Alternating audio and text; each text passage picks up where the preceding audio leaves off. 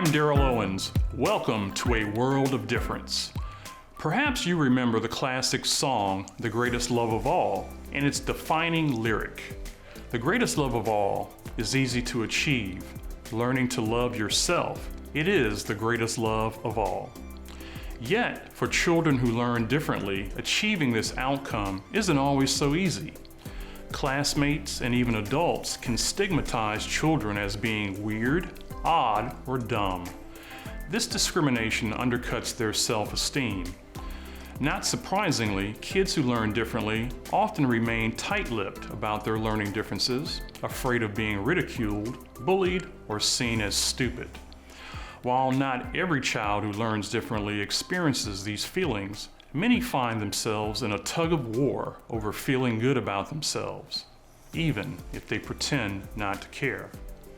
On this episode, you'll meet a mom from Australia who's using her artistic talent to paint a more inclusive landscape for people who learn differently. Next, our Ask the Experts panel will share how parents can help their kids learn to love themselves. Later, you'll meet our latest difference maker, a journalist and historian with several learning differences, whose book, The Only Plane in the Sky, is widely considered the seminal account of 9/11. But first, senior correspondent Cindy Peterson introduces an artist from Down Under who's creating a new tableau in which children like hers wear their neurodiversity not as a scarlet letter, but as self-affirming t-shirts and other apparel.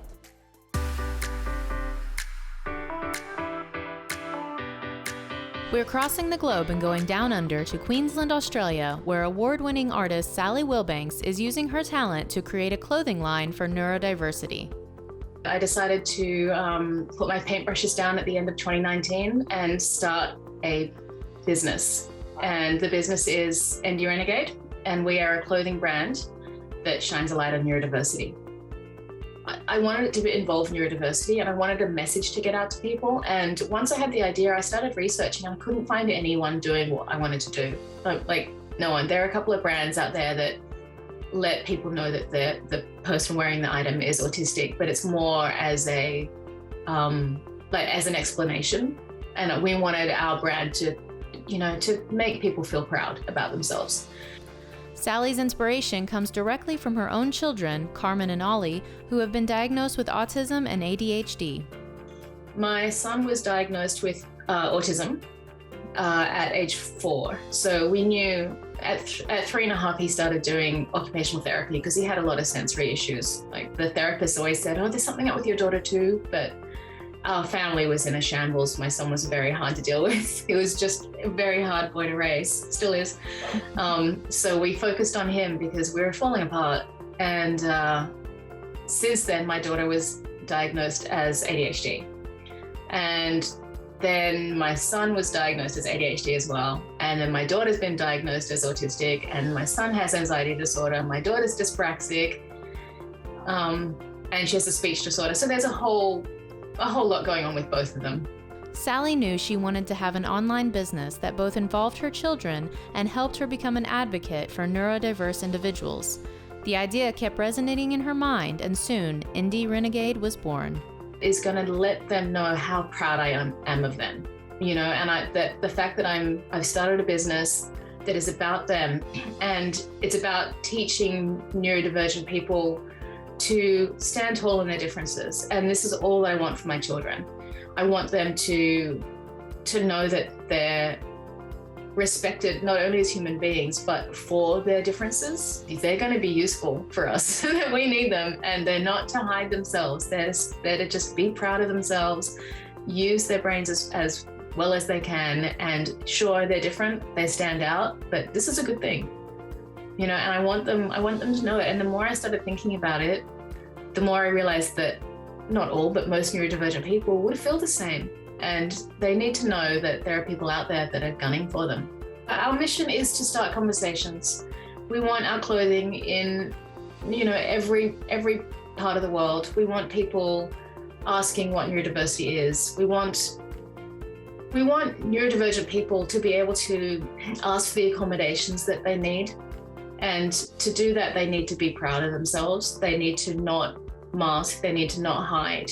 Sally's designs are unique with neurodiverse brains in mind, including making the clothing tagless and ultra soft. We've got plain designs that just say autist or ADHD that are bold and just shout it out there. But we've got other more subtle designs. So we've got a design that is just fans spinning. So people might ask, well, why do you have fans spinning on your shirt? Well, because autistic people love to see things spin a lot of the time. You know what I mean? Especially kids. Autistic kids run around houses and turn fans on and watch them spin, you know? I have another t-shirt that is just a line of toy cars lining up, you know, and why? Because autistic kids love to line up their toys. And I want people that see the people wearing the clothes, I want them to stop and ask, what is neurodiversity? Indie Renegade has gained a lot of popularity, particularly during Autism Awareness Month, but what Sally is more amazed at is the amount of lives it's touching. It's surprised me how quickly it's taken off and how many people appreciate the brand. I get emails all the time and comments in my, inbox on Instagram, just thanking me for doing what we're doing. I have people coming out as autistic, wearing the clothing to their family. So they'll buy a t-shirt and, wear it to let people know. I have people emailing me saying, telling me about their past, how they've been in, institutions and things and been suicidal and have never had any support, and they found this support and it's changed their lives, which that alone keeps me going.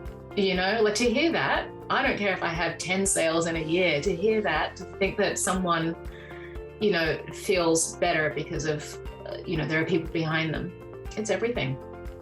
More about Sally and her designs can be found at indierenegade.com. For A World of Difference, I'm Cindy Peterson.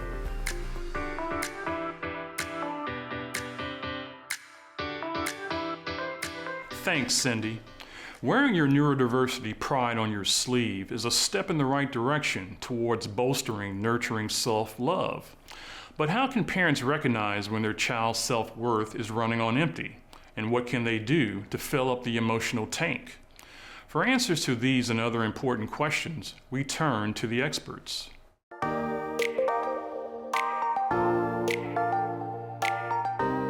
Dr. Monica Barreto is a clinical child psychologist in practice with Orlando Health Arnold Palmer Hospital for Children. Dr. Barreto is experienced in providing clinical interventions to address the complex needs of children and families exposed to a variety of medical and behavioral conditions. Venus Beulah is a registered mental health counselor at the Counseling and Wellness Center at Beacon College in Leesburg, Florida, and an alumna of the college. Our first question goes to Venus. Venus, in general, how is self-esteem impacted by those who struggle with learning disabilities? It's affected in many ways, especially with their core belief about themselves can change over time, which will affect different aspects within their life. If a person believes they're not good enough, their self-esteem will mirror their belief. Self-worth plays a big part in it as well. How they view themselves can deflate their overall self-esteem / self-confidence. If you have low self-worth, your self-esteem will take a hit. Ruminating on what others tell them can become their inner voice, which can perpetuate their beliefs about themselves as well, decreasing their self-esteem and how they see themselves overall.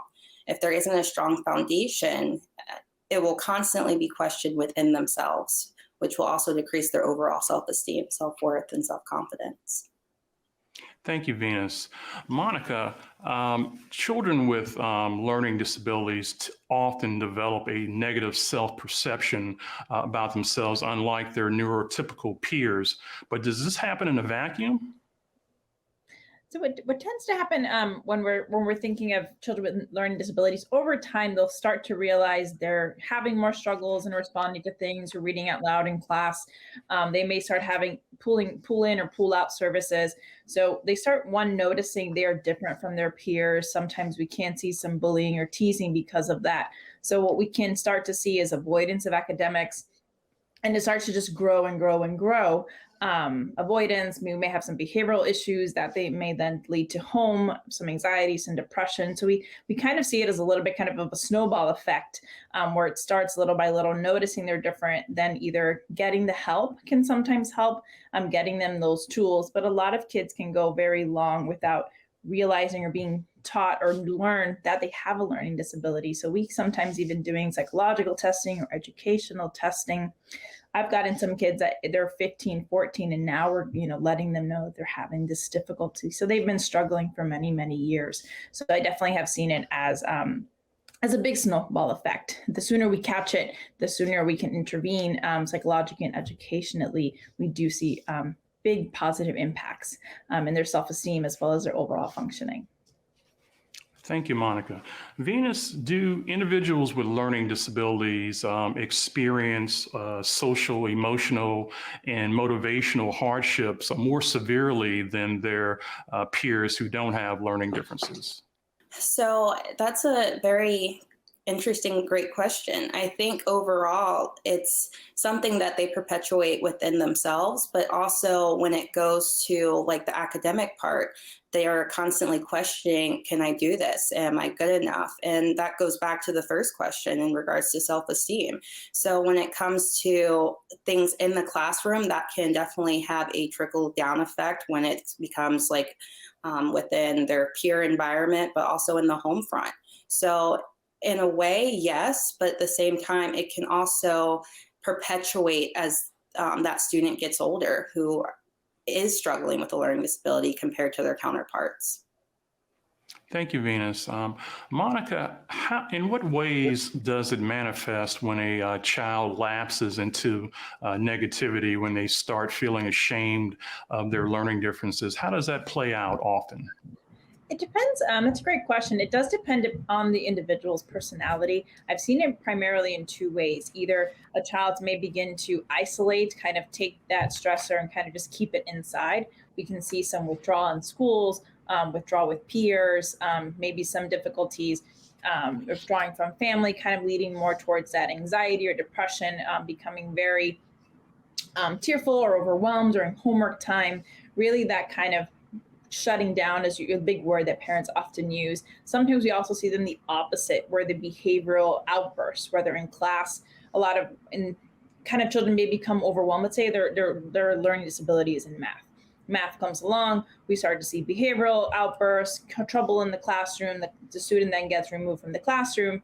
We've now removed their struggle, or they kind of then withdraw and don't want to engage. So we can either see it kind of develop more anxiety and depression, some behavioral difficulties where they're feeling so overwhelmed that anger kind of is what we see first.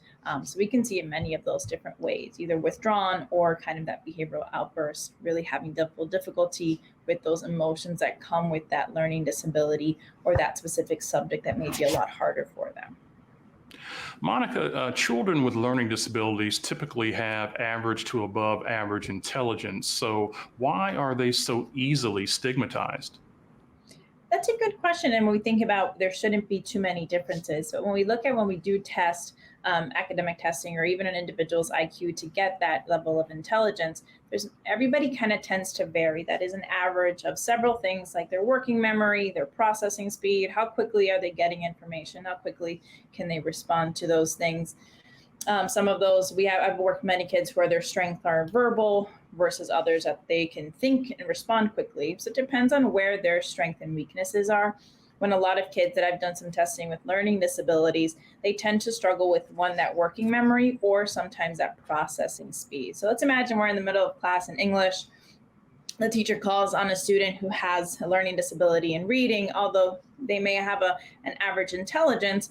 They're processing, maybe they ask a question, the student's still trying to understand the question to be able to respond. That lag time can lead to teasing or kind of hurry up, let's go of what other students are trying to get. So although they have an average intelligence or above average intelligence, parts of how they take in information and learn information can be different than those around them and can lead to kind of putting them on a spotlight. So what I often work with teachers is letting them know, ask the student the question, give them some time to process it, go to another student, and then come back to them. or let them know what passage they're going to be reading, just so that student has some time to prepare. Watch the full Ask the Expert segment on our website at awodtv.org if you want to learn more about teaching kids with learning differences to love their differences. You can also watch or listen on Facebook, YouTube, or on your favorite podcasting platform.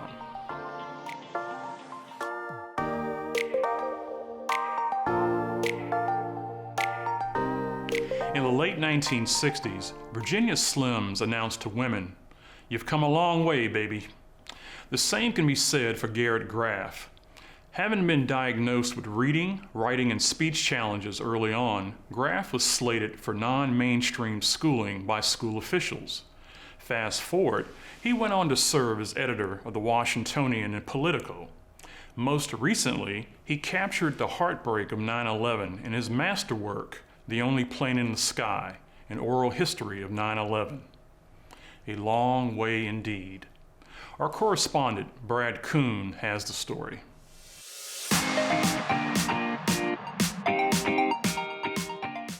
Garrett Graff is a respected journalist and author, perhaps best known for his heart-stopping accounts of 9/11 and Raven Rock, the government's secret plan to protect itself while the rest of us die, recently produced as a documentary for Vice TV. A former editor of the Washingtonian, he's an accomplished public speaker with political aspirations, including possibly a run for governor of Vermont or the U.S. Senate. One story he hasn't told, at least until now, is how he has done all of that while living with multiple learning differences. I have three interrelated issues that I've spent my life living with and working through: dysgraphia, dysarthria, and dyslexia. That's a speaking challenge, that's a reading challenge, and that's a writing challenge. It was something that my parents became aware of when basically when I was starting out in preschool and was lagging behind the other students developmentally, and ended up in pretty intensive special ed right through about 6th grade. The irony for me as a writer is, my parents were sort of never really sure originally how well I would ever read or write. The school system where I grew up suggested actually that I not be mainstreamed as a student at all, and that I go into a special education track full time to try to work through these issues. My parents chose to keep me mainstreamed, and instead I spent elementary school working with my speech therapist and others to try to overcome these learning challenges, and have largely succeeded in English, and had forgotten about those challenges in many ways by high school, when I started to try to learn foreign languages, and then found both in high school and then in college that basically I was never really going to be able to learn a foreign language, that it was enough of a challenge for me to get one language right. I was always going to struggle to learn a second language. And so in my freshman year in college, ended up in the mandatory first year language requirement. Full year immersive Spanish was what I chose poorly. And about halfway through the first semester, the professor sat me down and said, hey, I can tell you're working at this. I can tell you are trying, but you are literally flunking the class. Do you have any learning disabilities? And I was like, oh yeah, I had not thought about it. But that actually is a challenge that I have had in the past with learning language, and ended up barely skating through my first year language requirement with a minimum passing grade in order to be able to not repeat the class my sophomore year again. And so today, obviously I write for a living, I read for a living, I talk for a living. And the place where it continues to be a challenge for me is with numbers. My dyslexia still manifests itself in the fact that I have trouble remembering a phone number correctly, or even something as simple as looking up a page in a book index and then trying to turn to that page. I'll end up turning to page 376 instead of 367. And luckily for me, the work that I did growing up and the special ed teachers and helpers I had along the way have meant that that's sort of the extent of the challenge that I still face in my adult life. But it does mean that numbers and foreign languages are a world that I will never really get to know. Having overcome learning differences himself with the help of his parents and gone on to graduate with a degree in history from Harvard, he can relate to others who are going through similar struggles now. It is possible to overcome and deal with and work through these types of challenges. That my parents, never expected that I would be the writer or reader that I am today. And my first book, I dedicated to them with the dedication, to my mom and dad, who against long odds taught me to love words. As a parent himself, he's reluctant to offer any universal advice for parents of children with learning differences, but he did offer this. I think for my blanket advice to parents facing children working through learning challenges is, to trust yourself and to trust your knowledge of your child. And when you are told something by experts, the experts don't necessarily know your particular child. And there's a lot of help and support that is possible out there. But at the end of the day, it's going to be you making your own choices about the child that you know best. For A World of Difference, I'm Brad Kuhn.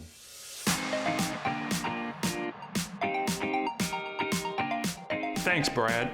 And congratulations, Garrett Graff, for making a difference.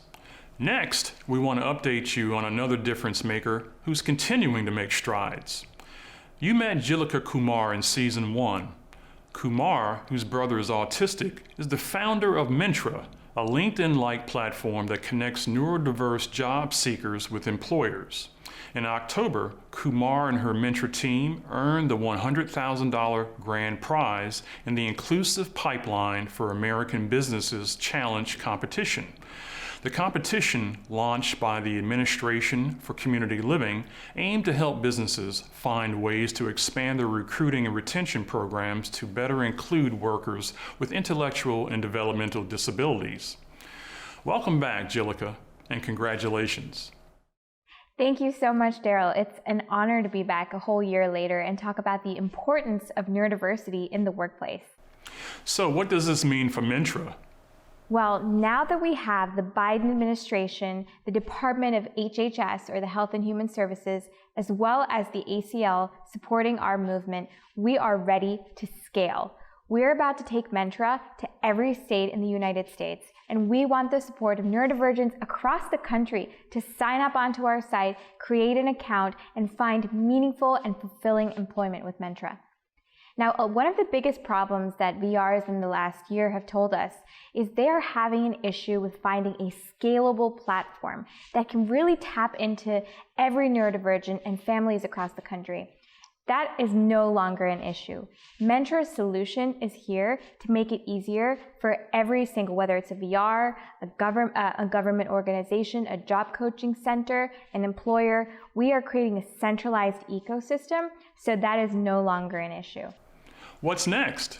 Well, Daryl, that's a great question. Mentra is actually ready and available today. So as a neurodivergent from anywhere in the country, you can sign on at www.mentra.me. Then we walk folks through a 20 to 30 minute onboarding process, and then we instantly generate a mentor profile. And that profile can be leveraged with employers that you go to really showcase your neurodiversity and what makes you unique. And that way, we're really trying to level the playing field and really combat that ableism that exists today in corporate America. Do keep us posted. Will do, Daryl. Thank you so much. A large part of our next few months is going to be focused on really fundraising, as well as working with employers from across the country, because we want to bring in those small businesses as well as those large multinational corporations onto the platform so they can really hire at scale. Recently, we've been seeing numbers from the 10s to the 50s of hiring initiatives, but we really want to move into those hundreds and thousands of neurodiverse folks being hired at scale.